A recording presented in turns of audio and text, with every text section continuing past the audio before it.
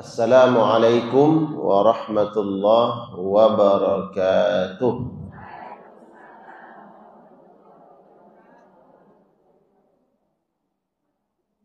Hamdan tayyiban katsiran mubarakan fihi yaliku bi jalalihi wa 'azimi sultanihi.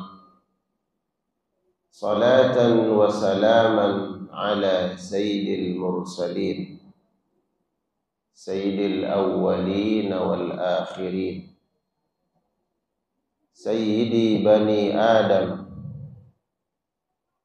sayyidil anbiya'i wal mursalin sayyidina wa imamina wa qudwatina wa maulana Muhammad wa ala alihi wa ashabihi wa man sara ala nahjihi wastanna bi sunnatihi ila yaumiddin, amma ba'du. Qala Allah Ta'ala fil Qur'anil Karim, a'udzu billahi minasy syaithanir rajim. Ya ayyuhalladzina amanu taqullaha haqqa tuqatih wa la tamutunna illa wa antum muslimun. Wa qala sayyiduna Muhammad ittaqillaha haitsuma kunta wa atbi'is sayyi'atal hasanata tamhuha wa khaliqin nas bi khuluqin hasanin. Sadaqallahul azim wa sadaqa rasuluhul karimul amin wa nahnu ala dzalika minasy syahidina wasyakirin walhamdulillahi rabbil alamin. Alhamdulillah. Bagaimana kabarnya para bunda semuanya? Sehat? Alhamdulillah. Semoga kita senantiasa dilimpahkan oleh Allah Subhanahu wa taala nikmat karunia-Nya yang menghantarkan kita untuk menggapai redha Allah Subhanahu wa taala. Di antara nikmat yang Allah berikan adalah nikmat sehat wal afiat. Sehat artinya seluruh anggota tubuh kita ini dari ujung rambut sampai ujung kaki masih bisa melakukan sesuai dengan fungsinya. Itulah sehat. Sehat jasmani. Wal afiyah artinya sehat secara rohani. Karena ada orang yang sehat fisiknya tapi berat melakukan kebaikan, berarti dia baru sehat, tidak al-afiyah. Oleh karenanya kita minta kepada Allah selalu diberikan dua hal ini, sehat wal afiyah, insya Allah. Salawat salam kita sampaikan kepada Nabi kita Baginda Muhammad sallallahu alaihi wasallam. Ya Allah, semoga dengan selawat salam kita kepada Nabi, insyaallah para bunda semuanya, khususnya yang sudah hadir di majelis ini dan yang masih di jalan, insyaallah nanti sampai di majelis ini semuanya kelak mendapatkan syafaat Nabi Muhammad sallallahu alaihi wasallam. Aminkan semuanya. Amin. Ya Rabbal alamin. Semoga dikabul oleh Allah. Tema kajian pagi hari ini, amalan para perindu surga. Kalau saya tanya, para bunda rindu tidak masuk surga? Rindu masuk surga? Mudah-mudahan kerinduan ini nanti terobati di akhirat. Amin. Karena orang-orang beriman dapat dipastikan rindu masuk surga karena ingin berjumpa dengan Allah Subhanahu wa ta'ala. Kedua, rindu masuk surga karena ingin berjumpa dengan Nabi Muhammad sallallahu alaihi wasallam. Yang ketiga, rindu masuk surga ingin mendapatkan kenikmatan-kenikmatan surga, berkumpul bersama keluarga insyaallah. Bila mana kita rindu masuk surga dan nanti di akhirat Allah mengobati kerinduan itu, maka ada amalan-amalan, ada ibadah-ibadah yang sejatinya harus kita amalkan, yang harus kita lakukan agar kita sampai nanti ke dalam surga, sehingga terobatilah rindu kita. Singkat, amalan apa yang pertama yang harus kita miliki, yang harus kita lakukan agar kelak kita menjadi penghuni surga, dan yang menandakan kita ini adalah orang-orang yang rindu dengan surga Allah Subhanahu wa ta'ala. Yang pertama,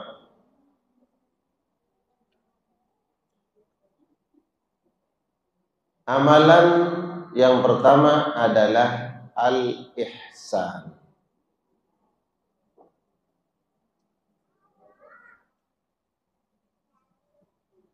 Kalau saya tanya, apa arti al-ihsan? Ada yang tahu? Mungkin ada yang tahu atau semuanya tahu, cuman malu aja, malu jawab. Gak apa-apa, ya. Tawadhu, alhamdulillah. Apa itu al-ihsan? Al-ihsan adalah berbuat baik dengan maksimal. Itulah ihsan.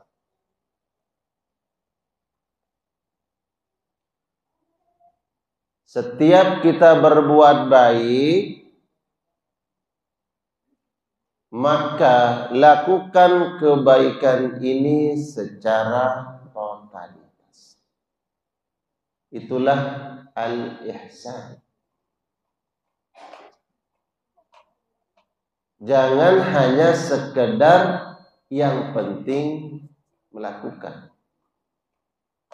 Karena kalau dari awal kita sudah memegang prinsip bahwa yang penting, itu biasanya nanti kita tidak berupaya, berusaha secara maksimal. Sama seperti orang yang belajar, baik di bangku pendidikan formal, kemudian dia mengatakan, yang penting saya lulus. Terserah nilainya berapa, IPK-nya berapa, rankingnya berapa. Kalau dulu ada ranking, yang penting lulus. Akhirnya targetnya cuman lulus. Akhirnya kasihan juga tuh gurunya. Ini kalau saya nggak lulusin gimana nih? Lulus tapi tidak maksimal. Apakah orang seperti ini disebut ihsan atau tidak? Tidak. Itu sebagai contoh. Jadi tanda orang-orang beriman betul-betul merindukan surga, dia selalu berupaya melakukan kebaikan itu secara maksimal. Ya, secara maksimal. Totalitas. Dia harus lakukan yang terbaik.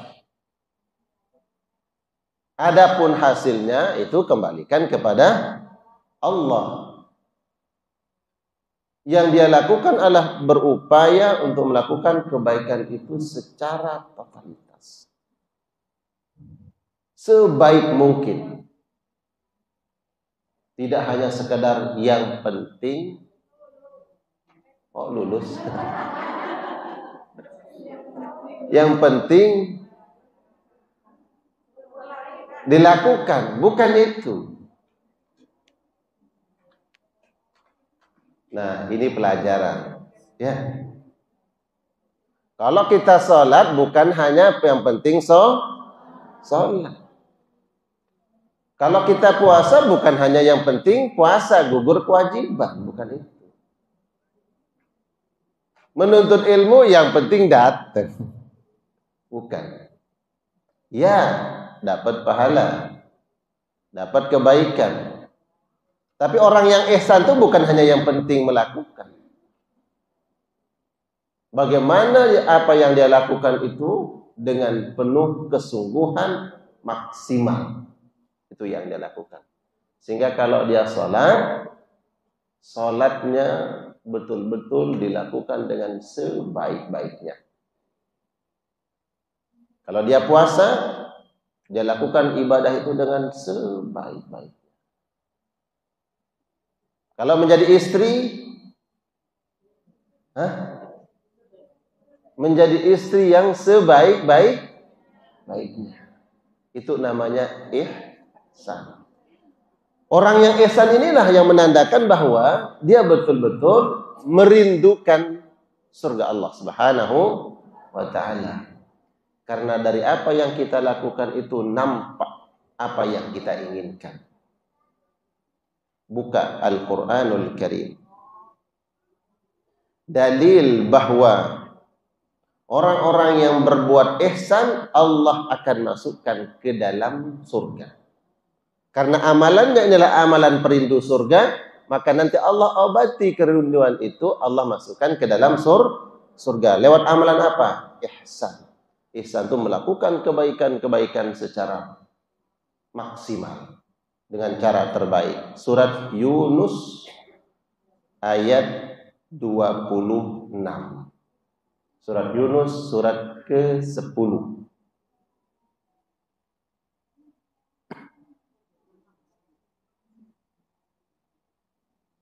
Catat surat apa?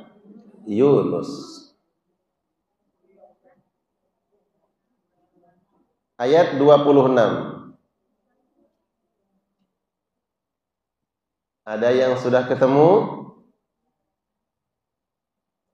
Langsung dibaca.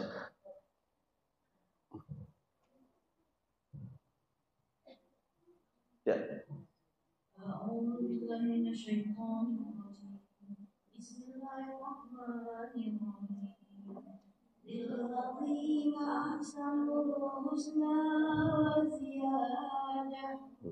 ولا يرهق وجوههم قتر ولا ذلة أولئك أصحاب الجنة هم فيها خالدون. Bagi orang-orang yang berbuat baik, ada pahala yang terbaik surga dan dalamnya kenikmatan melihat Allah. Dan wajah mereka tidak ditutupi debu hitam dan tidak pula dalam kegelapan. Mereka itulah penghuni surga. Mereka kekal di dalamnya. Baik, saya minta sekali lagi dibaca ayatnya. Sekali lagi dibaca ayatnya. Tadi Bunda, sekali lagi.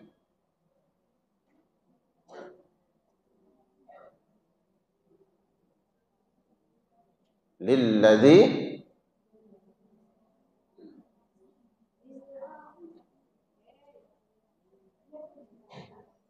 lilladzina ahsanul husna wa ziyadah wa la yarhaqu wujuhahum qattarun wa la dhillah ulaika ashabul jannah hum fiha khalidun. Ya.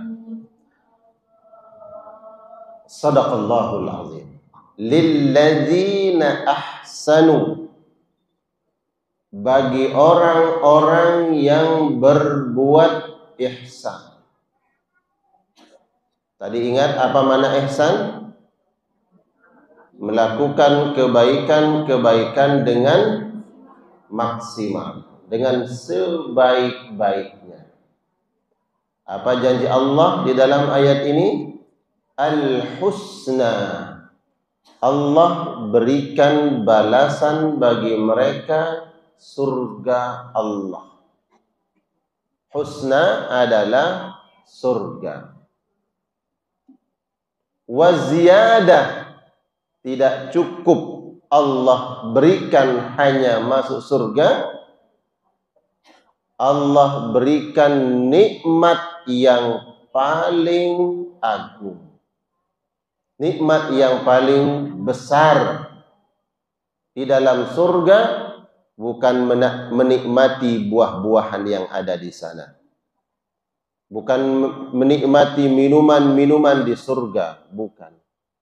Wa ziyadah, Allah menampakkan dirinya, Allah perlihatkan dirinya kepada penghuni surga.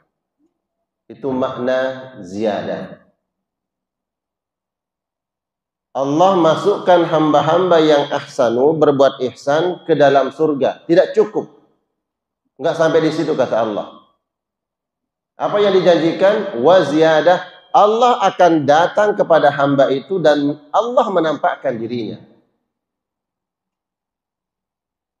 Dan para penghuni surga ketika ditanya tentang nikmat surga, apakah itu minumannya, apakah makanannya, apakah ranjangnya, semua perhiasannya, ditanya mana yang lebih membahagiakan, mana yang lebih nikmat, menikmati fasilitas surga itu atau melihat Allah? Kata seluruh penghuni surga, semua perhiasan itu tidak ada nilainya dibandingkan dengan melihat wajah Allah. Jadi mereka lupa semua kenikmatan-kenikmatan surga itu ketika mereka menatap wajah Allah. Jangan bayangkan wajahnya bagaimana sesuai dengan kekuasaan Allah. Allahu a'lam. Allah yang maha tinggi, Allah yang maha suci, yang nanti Allah menampakkan dirinya terhadap hamba-hambanya yang masuk surga yang telah berbuat ihsan. Jadi ini dalil bahwa Allah menjanjikan surga bagi mereka-mereka yang melakukan kebaikan dengan ihsan. Masih ingat tadi apa makna ihsan? Lakukan kebaikan itu dengan maksimal, dengan sebaik-baiknya, bukan hanya sekedar asal-asalan. Perintah Allah Subhanahu wa taala di dalam Al-Qur'an agar kita berbuat ihsan.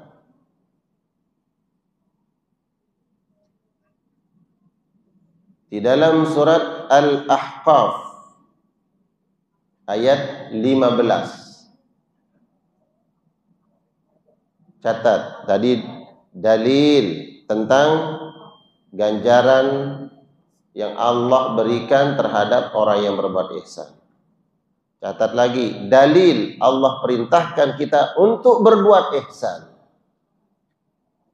Al-Ahqaf ayat 15.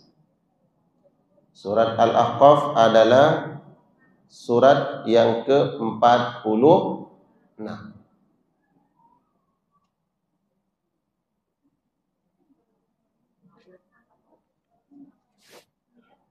Ayat 15. Silakan di sisi bagian kiri saya ada yang siap baca? Boleh di depan, belakang? Ada yang siap? Silakan. Oh, ini di depan. Ya. Wawasainal insana biwalidayhi ihsana hamalathu ummuhu kurhan wa wada'athu kurhan wa hamluhu wa fisaluhu 30 syahran hatta idza balagha. Baik, cukup sampai di situ. Coba dibaca artinya. Dan kami perintahkan kepada manusia agar berbuat baik kepada kedua orang tuanya. Ibunya telah mengandungnya dengan susah payah dan melahirkannya dengan susah payah pula. Masa mengandung sampai menyapinya selama 30 bulan, sehingga apabila dia Baik, cukup sampai di situ. Allah Subhanahu wa taala menyebut kata ihsan. Kata apa? Ihsan. Saya ingin kalimat ihsan ini sudah terpatri nih, ya, di pemahaman kita. Ingat tadi ihsan itu sudah melekat maknanya. Ihsan melakukan kebaikan secara maksimal. Udah itu. Maksimal dengan cara terbaik. Jangan rubah makna ihsan. Wa wassaynal insana, aku perintahkan, kata Allah, kepada seluruh manusia. Wa wassayna itu wasiat, perintah. Biwalidayhi ihsana, agar manusia terhadap kedua orang tuanya berbuat baik. Senyum kepada kedua orang tua baik atau tidak? Baik. Tapi kalau senyum kepada kedua orang tua kita yang hari itu masih punya hutang, kira-kira cukup dengan senyum kita? Mohon maaf, ini kan di antara kita mungkin masih ada yang punya orang tua dan kita udah jadi orang tua. Angkat tangan yang masih ada orang tuanya. Masya Allah. Masih. Ya. Walaupun orang tua kita sudah meninggal dunia, ada cara kita berbuat ihsan. Senyum terhadap kedua orang tua baik atau tidak? Pahala atau tidak? Tapi di hari itu, kalau kita menyadari bahwa tidak cukup kita berbuat baik hanya dengan senyum, maka jangan bangga dengan senyum kita. Walaupun itu adalah kebaikan. Jangan bangga dengan senyum kita, bahwa kita tidak berwajah muram terhadap kedua orang tua. Tapi nggak cukup dengan senyum itu. Karena kita belum sempurna berbuat ihsan. Mendoakan orang tua yang sudah meninggal dunia, ihsan atau tidak? Baik atau tidak? Baik. Pertanyaannya, berapa kali sehari mengingat orang tua yang sudah meninggal dunia? Setiap waktu sholat. Kalau ada orang yang sehari cuma sekali mendoakan orang tuanya, kira-kira baik atau tidak? Baik. Tapi jangan bangga, saya setiap hari mendoakan orang tua saya, tapi cuma sekali. Padahal dia sholat berapa kali? 5 waktu dia sholat. Jangan bangga cuma 1 kali. Terus 4 waktu itu kemana kita nggak doakan orang tua? Aku wasiatkan kepada seluruh manusia. Allah katakan bukan anak, manusia. Karena di antara kita ada yang sudah jadi kakek nenek, ada orang tua kita. Betul tidak? Iya. Aku wasiatkan kepada seluruh manusia untuk berbuat baik kepada orang tua. Kalau setiap sholat kita ingat terhadap anak-anak kita, kita doakan. Kita khawatir kehidupan mereka setelah kita tidak ada. Kok kita lupakan orang tua yang juga dulu berpikir seperti kita memikirkan anak-anak kita. Berarti wasiat Allah Pesan Allah adalah setiap waktu maka jangan lupa doakan kedua orang tua. Baik. Doakan kedua orang tua baik atau tidak? Baik. Tapi ada yang lebih baik. Karena anak ini, kita selaku anak bisa mendoakan, juga diberikan karunia kelebihan harta oleh Allah. Doakan iya, tapi kita cuma transfer doa doang ke sana. Padahal ada amal-amalan yang lebih, yang kita berikan lebih untuk orang tua selain doa. Oh, ternyata saya kirimkan pahala jariah untuk orang tua saya. Bersedekah ke sini, berkah ke sini, yang pahalanya mengalir untuk kedua orang tua. Saya kasih gambaran. Siapa yang biasa pulang kampung setiap tahun? Mudik. Nah, mudik semua nih? Mudik? Mudik ke udik. Kita kalau mudik, bawanya apa buat orang tua dulu? Atau yang masih sering mudik? Bawa oleh-oleh ya. Bawa oleh-oleh. Satu, apa tuh? Kue. Ya, bawa buat orang tua. Senang atau tidak?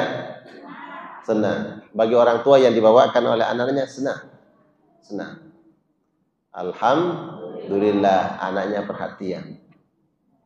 Tapi ada yang lain, berbuat ihsan lebih dari itu, yang lebih membahagiakan kedua orang tua. Lakukan ihsan, kebaikan itu secara maksimal. Masa cuman bawa kue. Ternyata orang tua kita butuh ini dan itu. Lakukan berbakti itu dengan maksimal. Itulah ihsan. Orang ini yang dirindukan sama surga. Dia merindukan surga sehingga dia maksimal dalam amalnya. Surga merindukan orang ini.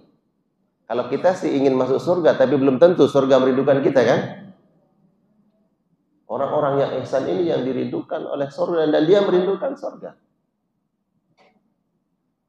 Makanya kata Allah, wa wassaynal insana, aku wasiatkan, aku perintahkan kepada seluruh manusia agar dia berbuat ihsan kepada kedua orang tuanya, maksimal dalam berbuat baik. Ini contoh ya, satu contoh di dalam Al-Qur'an Allah menyebut kata ihsan. Ya. Saya coba lanjutkan ayatnya yang dibaca tadi. Setelah menyebutkan kata ihsan, kata Allah, hamalathu ummuhu kurha.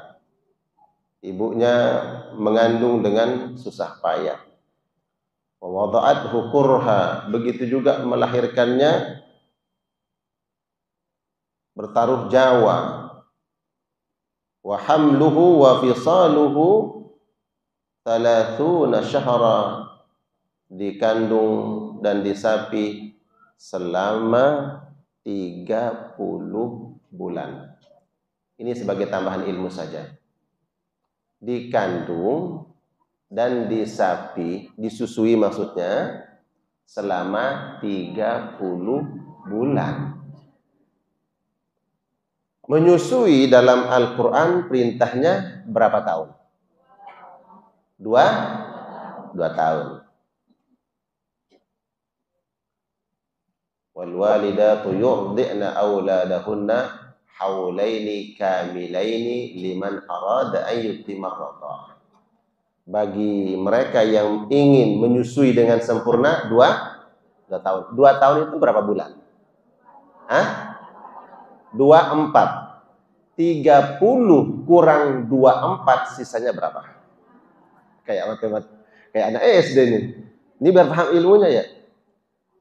30 kurang 24 berapa? 6 bulan. Sedangkan kata Allah, mengandungnya dan menyusuinya 30 bulan. Sedangkan perintah Al-Quran menyusui 2 tahun. 2 tahun itu 24 bulan. Sisanya berapa? 6 bulan. Ini menjadi dalil bahwa minimal usia kandungan itu orang melahirkan 6 bulan. Kalau ada orang yang melahirkan dari semenjak dia akadkan, kemudian dia melahirkan di atas 6 bulan, haram. Mengatakan, itu jangan-jangan DP duluan dulu tuh. Baru 7 bulan udah brojol. Haram, nggak boleh. Kalau nggak ada bukti, nggak ada apa-apa, haram, nggak boleh dulu. Karena bisa saja melahirkan di usia 6 bulan. Tapi kalau di bawah 6 bulan, udah pasti tuh. Ya, na'udzubillah. Kalau ada yang melahirkan di bawah 6 bulan, berarti na'udzubillah. Makanya disebut salasuna syahra. Berapa? 30 bulan. Menyusui 2 tahun 24 bulan. Sisanya 6 bulan. Ini pendapat jadi dalil Imam Syafi'i bahwa aqallu zamanin, masa paling sedikit seseorang melahirkan adalah 6 bulan. Hamil selama 6 bulan. Begitu. Dan paling lama arba'u sanawat. Paling lamanya 4 tahun. Ada yang 4 tahun ngandung. Ya, ada Imam Malik 2 tahun dalam kandungan. 2 tahun di dalam kandungan. Ada. Jadi ngandung bukan 9 bulan. Wa ghalibuhu, normalnya, kebiasaannya adalah 9 bulan. Ya, Bunda ini dikandung itu berapa bulan? Iya. Dalam fikih itu begitu. Masa mengandung minimal adalah 6 bulan dan paling lamanya itu 4 tahun. Wa ghalibuhu tis'u asyhur, dan kebiasaannya 9 bulan. Tuh, sampai situ. Ini masalah ngandung lagi nih. Ya. Lanjut. Jadi perintah Allah tadi wasiatnya untuk berbuat ihsan terhadap orang tua yang telah mengandung dengan susah payah, melahirkan dengan susah payah, dan memelihara dengan susah payah. Perintah untuk berbuat ihsan. Jadi dari sini kita faham jamaah, jangan sepelekan amalan ihsan terhadap orang tua, orang dekat kita. Ternyata inilah amalan yang paling cepat menghantarkan kita masuk surga. Seperti apapun kebaikan kita, kebaikan kepada Allah, kebaikan kepada manusia, tapi terhadap kedua orang tua ada yang ingkar, tidak berbakti, enggak bermanfaat itu semua. Ya. Dalil kedua, perintah Allah berbuat ihsan. Ya, ini dalil kedua, perintah. Perintah Allah Subhanahu wa taala untuk kita berbuat ihsan.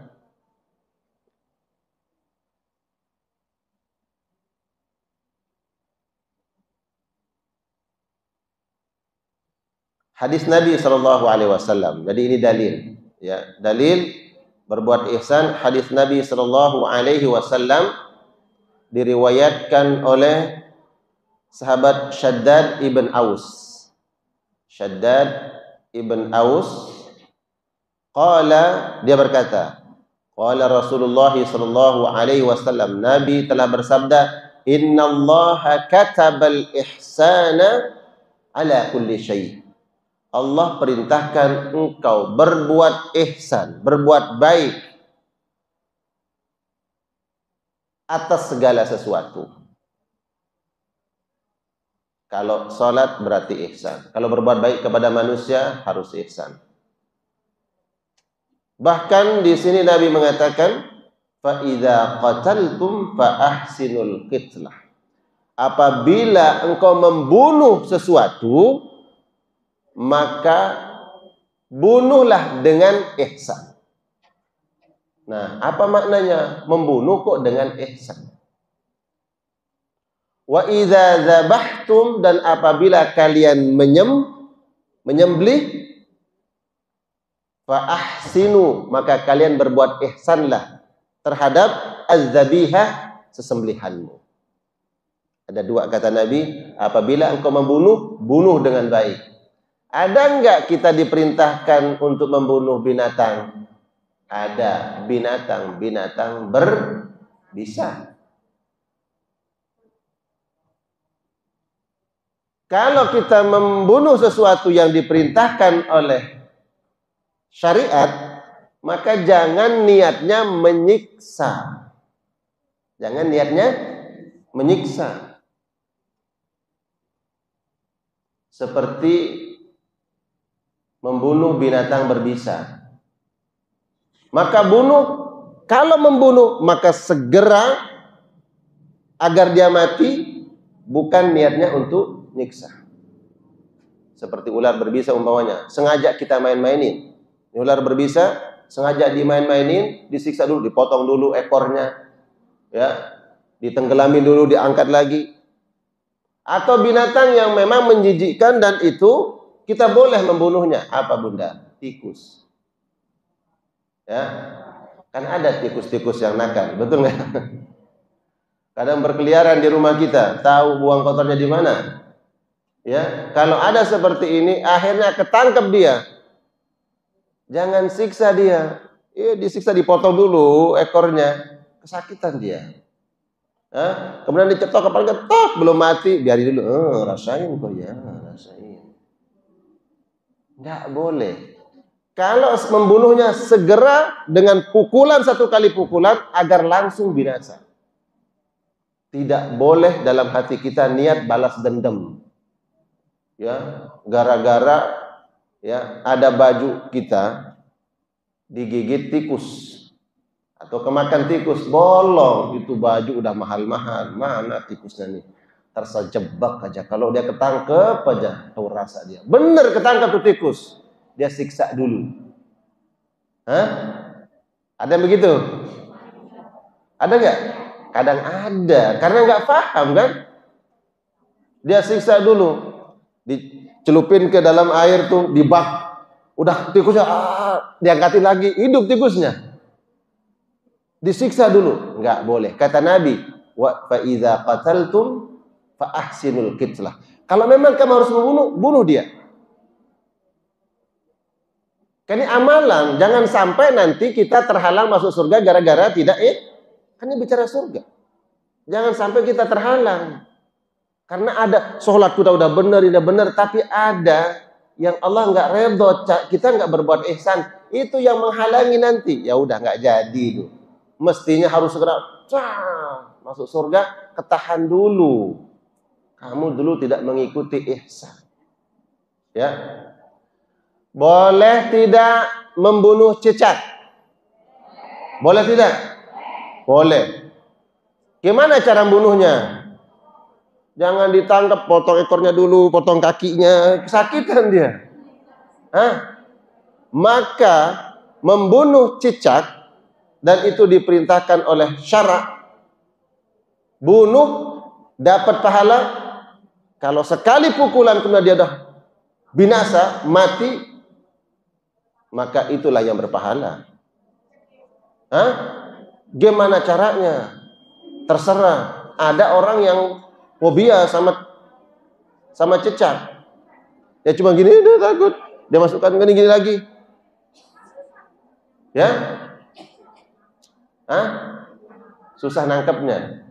Allahu a'lam apa susah atau tidak. Makanya kemudian kalau dibunuh maka harus dengan ihsan.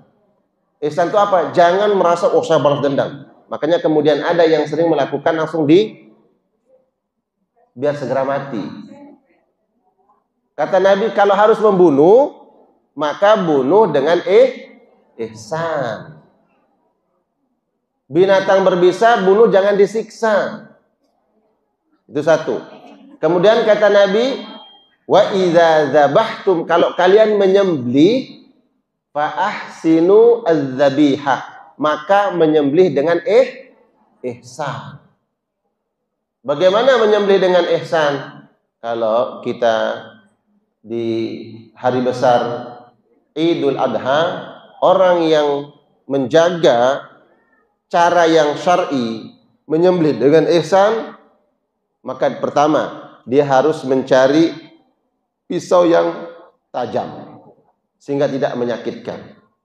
Kedua, dia tidak memperlihatkan terhadap binatang lain yang mau disembelih. Ya, karena hal seperti itu tidak ihsan. Dan kalau menyembelih oleh ahlinya, ahli, sehingga nanti dia tahu bagaimana proses menyembelih yang benar, kemudian cepat mati. Nah, ini yang disebut dengan ihsan. Perintah Nabi SAW, innallaha katabal ihsana. Allah memerintahkan kepada kalian semua untuk berbuat ihsan atas segala sesuatu. Fa idza qataltum, apabila kalian harus membunuh binatang, maka bunuhlah dengan ihsan, enggak boleh menyiksa. Dan apabila kalian menyembelih, maka sembelihlah dengan ihsan, dengan cara yang benar, sehingga dia tidak tersiksa. Nah, ini jamaah sekalian, jadi amalan pertama bagi para perindu surga adalah al-ihsan. Saya ulang tanya, masih ingat makna al-ihsan? Berbuat baik secara maksimal, dengan sebaik-baiknya. Saya cantumkan dalil ketiga tentang ibadah. Bagaimana ibadah ihsan? Ya. Nabi pernah ditanya, ya Rasulullah, bagaimanakah cara sholat yang ihsan itu? Kata Nabi, anta'budallah, engkau menyembah dia, ka'annaka tarahu, seolah-olah engkau sedang melihat Allah. Fa illam takun tarahu, walaupun sebenarnya kamu tidak mungkin bisa melihat Allah. Fa innahu yaraka, tapi ketahuilah bahwa dia Allah senantiasa melihatmu. Itulah ihsan. Jadi ketika ibadah, terutama ibadah salat, maka salat harus dengan khusyuk. Seolah-olah kita sedang menatap Allah, sedang melihat Allah. Allahu Akbar. Seolah-olah Allah di depan kita. Tapi jangan bayangkan Allah gede. Gede apa ya? Kayak batu, kayak gimana? Jangan. Tapi seolah-olah zat yang maha kuasa ini sedang di hadapan kita. Seolah-olah engkau melihat dia. Nah, kenapa kata melihat? Ya, kenapa kata melihat? Bukan merasa, bukan mendengar. Karena lewat melihat itu akan timbul dua hal. Saya mau tanya, dulu Bunda tertarik sama suami karena apa? Hah? Karena lihat orangnya kan? Iya, karena lewat pandangan pertama. Tuh. Ya kan? Pas pandangan pertama dia lihat langsung apa? Nggak tahu apakah dia di hati saya atau hati saya di dia gitu. Langsung itu melihat, pengaruh. Jadi pengaruh daripada melihat. Kata Nabi, ka'annaka tarahu, seolah-olah engkau lihat Allah. Karena lewat melihat itu pertama akan timbul tadi yang tadinya dia nggak kenal, setelah dia lihat kok hatinya sama dia. Karena lewat melihat. Itulah yang diharapkan ketika kita Allah Akbar ka'annaka tarahu, seolah-olah engkau melihat Allah, kata Nabi, agar timbul tuh kecintaan kepada Allah. Sebagaimana terkadang mulai turunlah rasa cinta itu dari mata ke Bunda dia langsung banget gitu. Ya kan? Karena dari apa? Dari penglihatan. Kata Nabi, seolah-olah engkau melihat dia.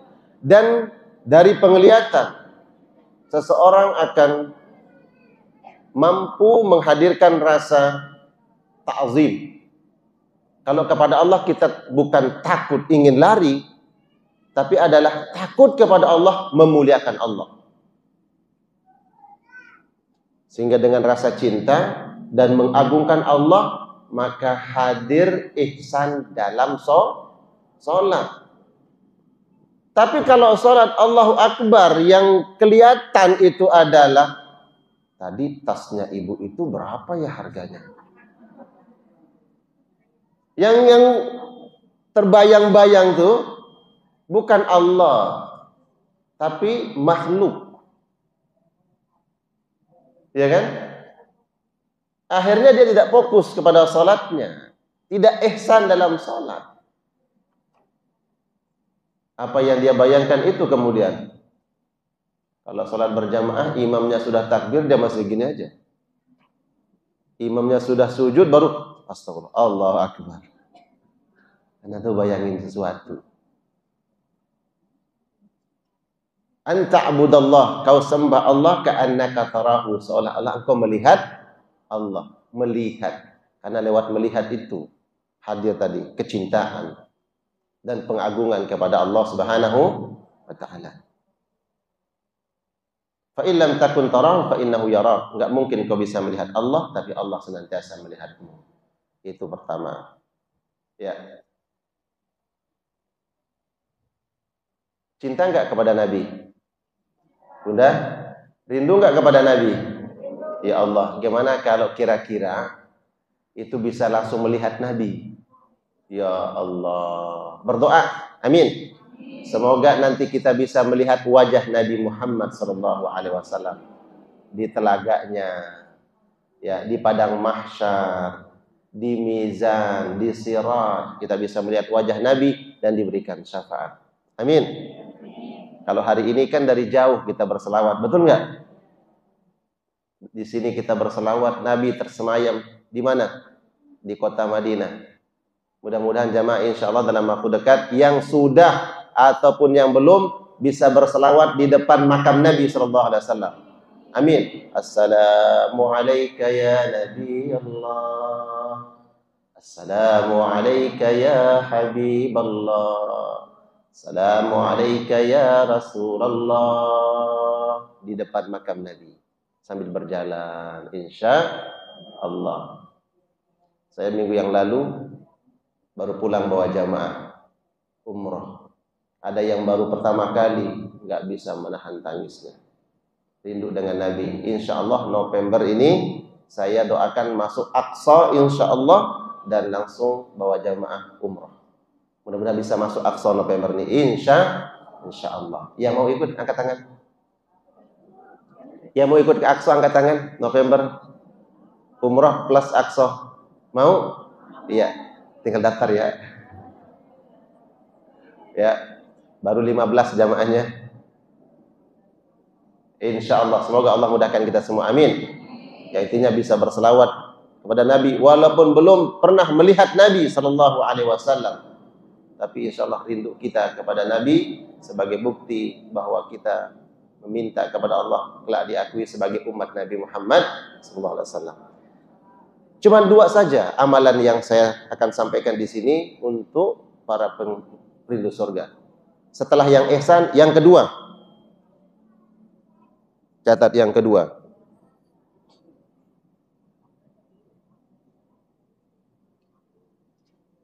Walaupun ini sering kita baca, sering kita dengar, bahkan di kajian-kajian pun dibahas.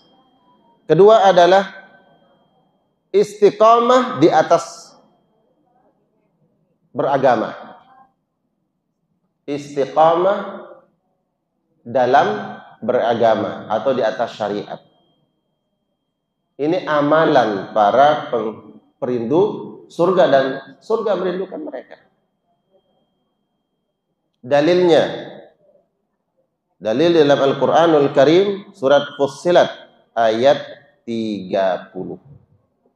Fussilat surat ke-41. Silahkan yang siap baca. Yang bagian kanan sudah, bagian kiri sudah, yang bagian belakang biar kebagian. Bagian belakang sisi kiri. Nah, siapa yang siap bagian belakang sisi kiri, siap baca? Biar kebagian. Ya, silakan. Ini. Ya. Fussilat ayat 30. Innal ladzina qalu 30. Suratnya surat 41.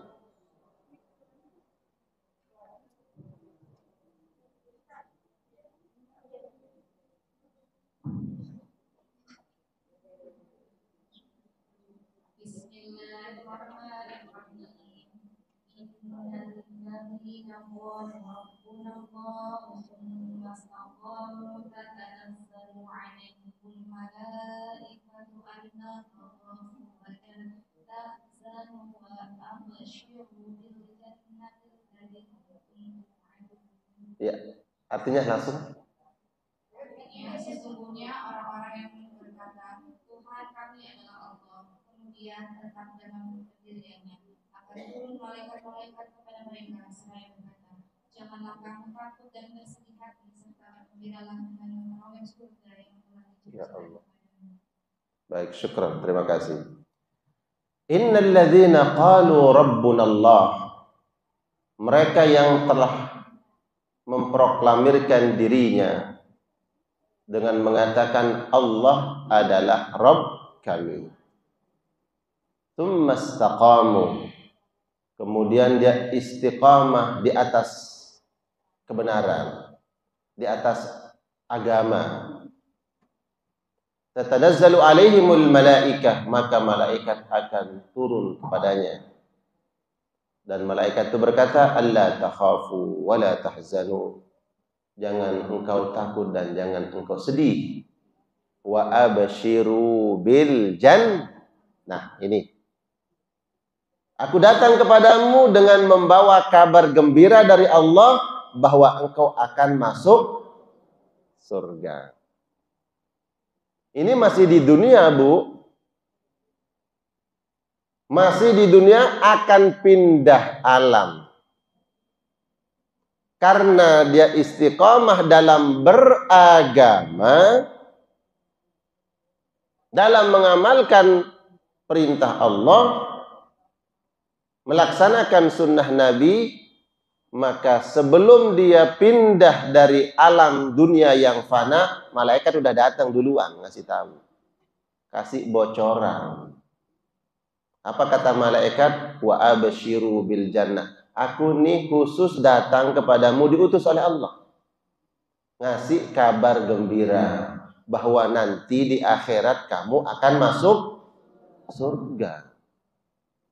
Siapa yang diberikan kabar gembira itu? Orang yang istiqomah dalam beragama. Beragama, menjalankan syariat-syariat Allah. Melaksanakan perintahnya, menjauhi larangan Allah. Menghidupkan apa yang diperintahkan oleh Nabi dan berupaya menjauhkan apa yang dilarang oleh Nabi Sallallahu Alaihi Wasallam. Maka orang-orang yang istiqamah, teguh memegang prinsip, tidak mudah berubah dalam kebaikan, inilah orang-orang yang dirindukan oleh surga. Sebelum nanti dia dapat gembira, kabar gembira masuk surga, di dunia sebelum pindah alam dia sudah dapat kabar. Didahulukan. Ya, kalau kita Allah alam, dapat kabar nggak nanti? Allahu alam. Karena nggak semua orang diberikan kabar bahwa nanti kamu akan masuk surga, nggak semuanya.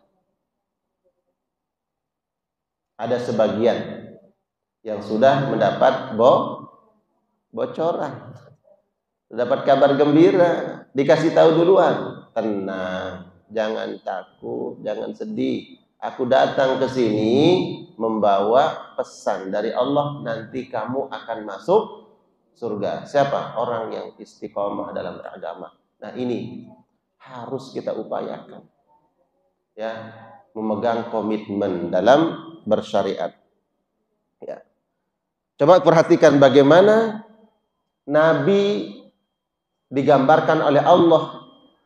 Beliau dalam melaksanakan kebaikan-kebaikan, menyampaikan pesan-pesan risalah. Nabi sedih, ya, sampai-sampai karena beliau seorang nabi, bukan putus asa, nggak mungkin Nabi putus asa.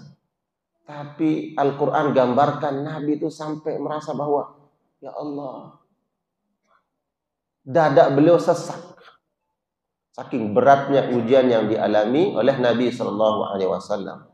Tapi kata Allah, kau jangan gundah gulana, jangan sedih, tetaplah istiqomah, lakukan perintahku, sampaikan dakwah, ajak manusia untuk menyembahku. Ini Allah sebutkan di dalam Al-Quran surat Al-Hijr. Surat Al-Hijr. Ini dalil kedua. Ya. Al-Hijr ayat 97 sampai 99. Surat Al-Hijr surat ke-15.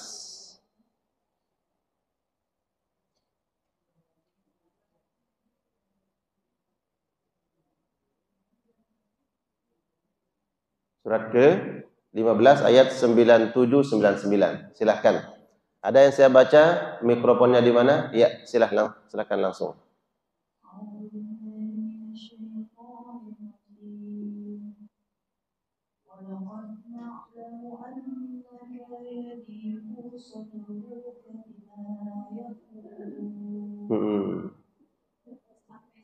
Lanjut ya. Fasabbih bihamdi rabbika wa kun minasyajidin. Ya. Wa'bud rabbaka hatta ya'tiyakal yaqin. Masya Allah. Silakan baca terjemahnya dengan lantang, dengarkan pesan ayat Al-Quranul Karim agar Nabi istiqamah. Ya. Ya. Dengan lantang. Ya. Dan demi sesungguhnya kami mengetahui bahwa engkau bersusah hati dengan sebab apa yang mereka katakan. Oleh itu bertasbihlah dengan memuji Tuhanmu, serta jadilah dari orang-orang yang bersujud. Ya. Dan sembahlah Tuhanmu sehingga datang kepadamu perkara yang tetapi yakin. Iya. Allah katakan kepada Nabi, walaqad na'lamu, sesungguhnya kami mengetahui wahai Muhammad, annaka yadiku sadruka, bahwa hatimu terasa sempit, bima yaqulun, dengan apa yang mereka katakan tentang kamu. Nabi itu hatinya sampai apa? Kata Al-Quran, sempit. Sempit itu sedih atas apa yang diucapkan oleh orang-orang musyrikin. Apa yang mereka katakan tentang Nabi? Ketika Nabi dakwah di Mekah, apa kata mereka tentang Nabi? Nabi orang gila. Padahal Nabi tidak gila. Kalau sekarang Bunda jalan dari rumah menuju masjid, tiba-tiba ada yang bilang, orang gila, orang gila. Marah nggak kira-kira? Kita udah rapi-rapi begini dikirain orang gila. Padahal tidak gila, marah. Apa yang dikatakan orang musyrikin terhadap Nabi? Kata mereka terhadap Nabi SAW, tukang sihir. Kalau Bunda tiba-tiba ada orang datang, kamu ini tukang sihir, marah kira-kira? Marah. Padahal Nabi bukan tukang sihir. Orang gila, tukang sihir, tukang syair, macam-macam. Kata Allah, kami ketahui wahai Muhammad, hatimu sedih, hatimu terasa sempit, bima yaqulun, dengan apa yang mereka katakan tentang engkau. Fasabbih bihamdi rabbika, pujilah Allah, jangan balas mereka. Fasabbih, puji Allah. Allah Maha tahu. Kalau mereka mengatakan engkau orang gila, Allah tahu kau bukan orang gila. Jadi yang gila siapa? Yang ngatain. Kenapa? Karena dia nggak bisa bedain mana orang gila, mana yang tidak gila. Berarti dia gila. Kau yang gila. Kenapa? Nggak bisa bedain orang gila sama orang tidak gila. Ya kan? Puji Allah, kata Allah kepada Nabi. Fasabbih, puji Allah. Allah tahu bahwa engkau bukan orang gila, kau bukan penyair, kau bukan orang bodoh. Kau bukan orang penyihir, bukan. Wa kum minas sajidin. Tetaplah kamu bersama hamba-hamba yang selalu tunduk kepada Allah. Sajidin. Di sini udah ada pesan tadi, istiqamah. Walaupun kamu dicaci maki, dihina dengan gelar-gelar buruk itu, tetaplah engkau sujud kepada Allah. Wa'bud rabbaka, dan sembahlah Tuhanmu, hatta ya'tiyakal yakin, sampai datang masanya engkau meninggal dunia. Jangan berhenti. Wa'bud rabbaka, sembahlah Allah. Kapan berhenti?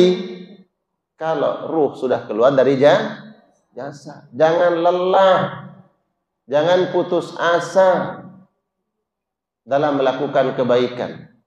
Apapun kata orang, selama yang kita lakukan itu baik. Kita nggak mungkin menyenangkan semua orang. Nggak mungkin orang semua kemudian menerima apa yang kita lakukan, belum tentu. Makanya kata Imam Syafi'i, ridwan nas ghayatul la tudrak. Agar semua orang senang terhadap dirimu, itu angan-angan yang gak mungkin kau bisa capai. Gak mungkin. Kau bisa? Nabi manusia terbaik, akhlaknya paling baik, paling jujur. Dia paling jujur, tapi mereka katakan pendusta, pembohong. Nabi orang yang menyambung hubungan silaturahmi, mereka katakan apa? Nabi orang yang memutus hubungan silaturahmi. Tuh. Nabi tidak bebas dari celaan, cemoohan, hinaan, apalagi kita. Maka jangan pernah goyah. Jangan berubah gara-gara omongan orang. Selama kita benar. Itu kuncinya. Selama kita benar. Kalau kita berada di atas kebenaran, udah istiqamah di situ. Ya. Siap? Insya Allah. Memang godaannya begitu kadang. Kita nih kalau udah dengar omongan orang, ya, akhirnya, apalagi kita nih sebagai pendakwah, sebagai dai, sebenarnya lagi nasihatin diri sendiri ini. Istiqamah. Ya. Insya Allah istiqamah. Jangan dengar kata-kata sumbang yang apa? Yang berusaha masuk ke telinga kita. Udah biarin aja dia masuk ke telinga, tapi keluar lewat telinga kiri. Setuju? Biarkan dia masuk keluar sini. Betul? Tapi jangan perut sini. Masuk ke hati. Ya. Padahal yang ngomong itu apa? Setan. Ya. Karena setan nggak ada suka yang benar, nggak ada yang suka kebaikan. Jadi kebaikan yang kita lakukan banyak tuh setannya. Setan yang nggak nampak, setan yang nampak. Gitu. Baik. 5 menit lagi baru kita buka sesi tanya jawab insyaallah. Jadi pesan Allah terhadap Nabi Muhammad, wa'bud rabbaka hatta ya'tiyakal yakin. Tetaplah kau istiqomah melakukan kebaikan. Kapan kau berhenti? Berhenti kalau kita sudah pindah alam, sudah meninggal dunia, baru berhenti melakukan kebaikan. Selama kita masih diberikan kesempatan oleh Allah, diberikan waktu oleh Allah, diberikan kesehatan, maka istiqamah dalam kebaikan. Insya Allah.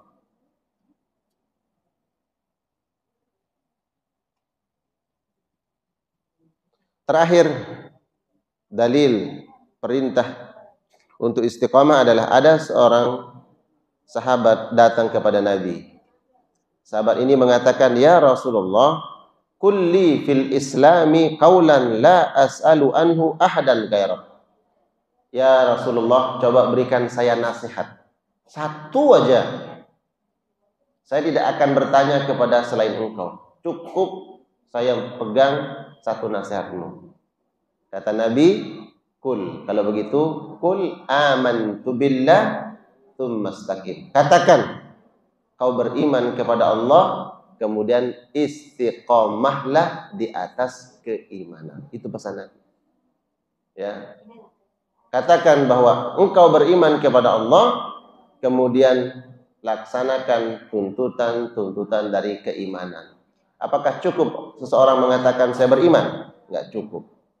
Tapi setelah kita mengikrarkan diri kita menjadi orang beriman, maka bukti keimanan itu adalah amal saleh, amal kebaikan. Kemudian tuntutan daripada iman adalah am hasiban nas ayyutraku ayyakulu amanna wa hum la yuftanun. Siap-siap. Kalau kita mendapatkan ujian dan cobaan, katakan bahwa ini datangnya dari Allah sebagai bentuk ujian atas keimanan. Baik, ini yang kita sampaikan pada kajian kali ini. Ada 2 amalan para perindu surga. Yang pertama adalah al-ihsan. Yang kedua adalah al-istiqamah. 2 ini kita amalkan, insya Allah dapat tiket masuk surga. Amin ya rabbal alamin. Baik, masih ada waktu kurang lebih 10 menit. Kita berikan sesi tanya jawab. Ya, ya. Tolong di situ kasih borong. Masya Allah.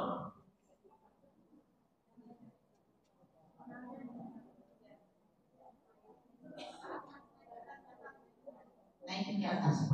Nah, ini Pak, ya. Karena katanya nggak boleh menyiksa, tapi kalau nangkap tikus itu sulit sekali. Jadi pakai lem itu termasuk dosa. Ya. Terima kasih. Baik, tidak boleh menyiksa. Pertama, tolak ukurnya adalah niat. Oke, digarisbawahi. Tolak ukurnya adalah niat. Kedua adalah kemampuan. Jadi kalau pakai lem, niatnya, saya pokoknya ingin nyiksa, padahal ada cara yang lain, maka dianggap nyiksa. Kalau niatnya, tapi saya nggak bisa nangkep.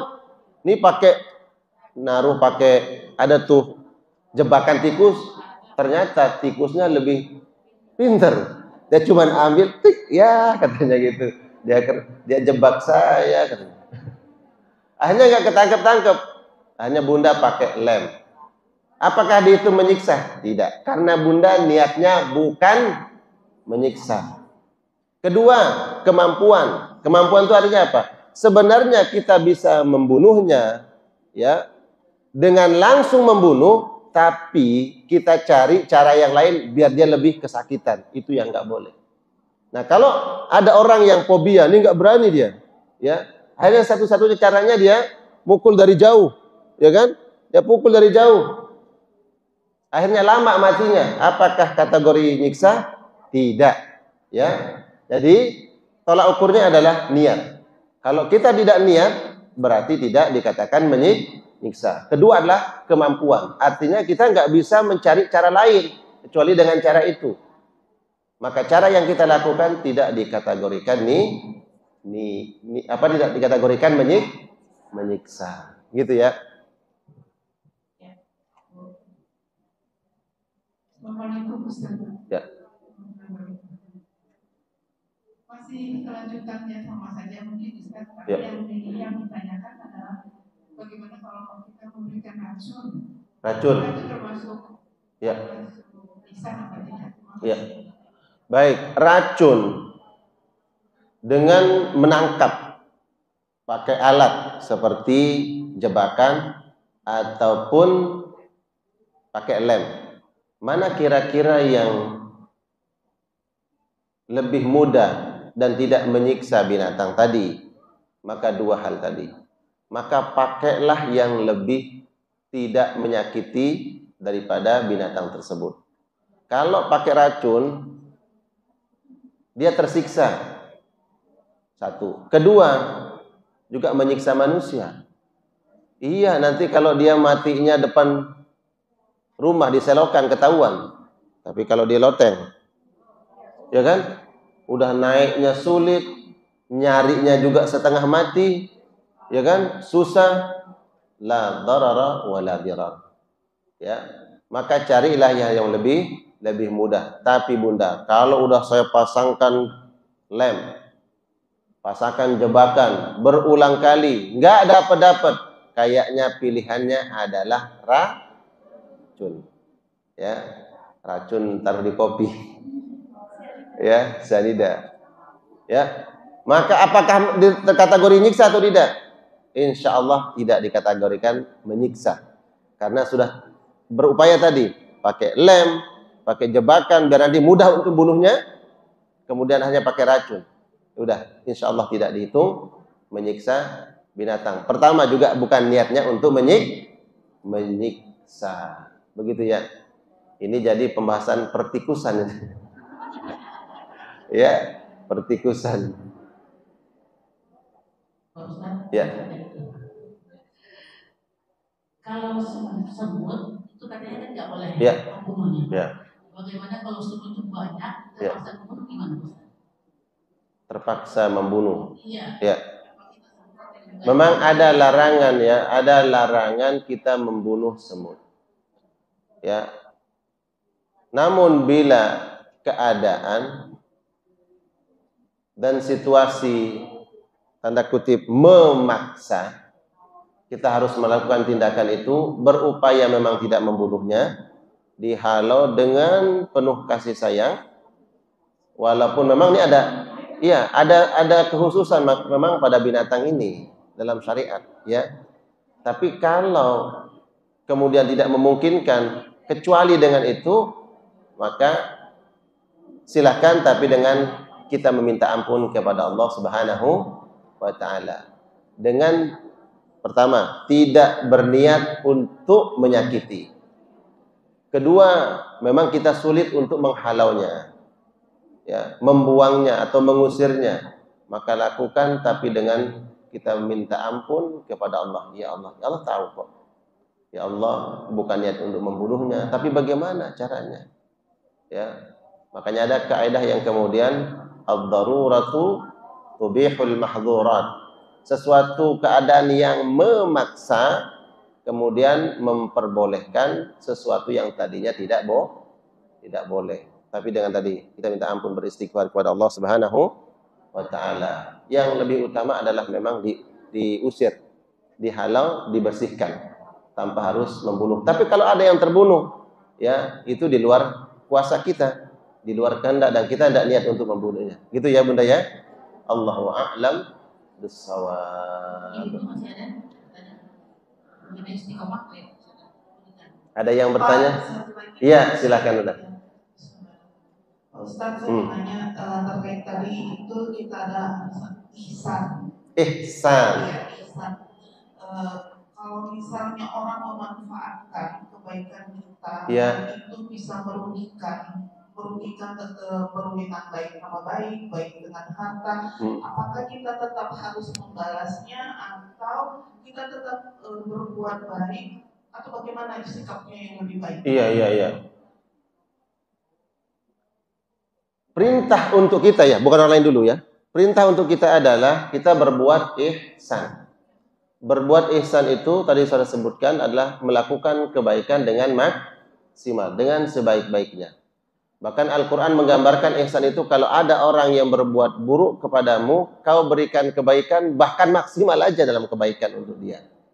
Itulah yang digambarkan Al-Quranul Karim. Namun kalau menjadi mudarat, ya mudarat buat kita karena kebaikan kita, Al-Quran melarang. Ya, jangan kau jadikan tanganmu terbelenggu sampai lehermu, tapi jangan juga engkau terlalu melepas tanganmu. Maksudnya apa? Jangan kau terlalu menahan kebaikanmu. Ya, jadi orang peli, jadi enggak mau berbuat baik, jangan. Tapi pun jangan terlalu. Ya, ada kalanya kita memberikan shock terapi kepada seseorang, tidak selalu dimaafkan. Maafin. Jadinya, oh itu orang mah nggak apa-apa. Mau diapain pun dia pasti maafin kita. Ada kalanya ya kita harus memberikan hikmah dan pelajaran, gitu ya. Tapi tetap bahwa kebaikan yang kita lakukan niatnya adalah melaksanakan perintah Allah, berbuat ihsan. Bahkan orang yang berbuat buruk kepada kita pun tetap kita melakukan kebaikan kepadanya. Karena itu bentuk ihsan. Ya. Kalau menjadi mudarat kita terlalu baik sama orang, itu juga dilarang dalam Islam.